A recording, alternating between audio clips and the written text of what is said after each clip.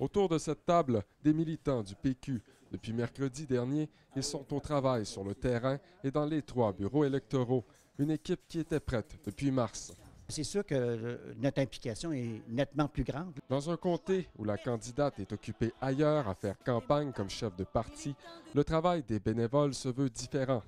Le fait qu'on ait 350 personnes, ça veut dire que l'opération pointage, l'opération contact avec les citoyens, l'opération communication aussi est plus engageante pour les bénévoles. Le redécoupage de la carte change les façons de faire de cette élection. Le Charlevoix, que l'on dit traditionnel, a tendance à voter davantage pour le PQ. Mais rien n'est gagné d'avance dans les municipalités situées dans l'ouest de la nouvelle circonscription, là où les actions seront intensifiées.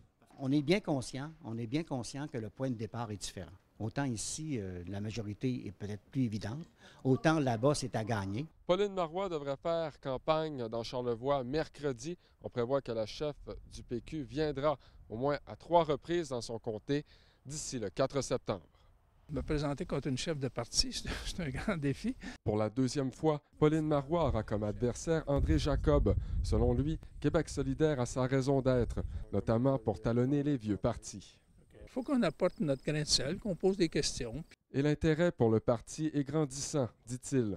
Les gens sont plus intéressés. Ils nous connaissent davantage aussi le fait qu'il y a eu un député qui est assez visible, qui est Amir Kadir, qui fait parler de lui souvent.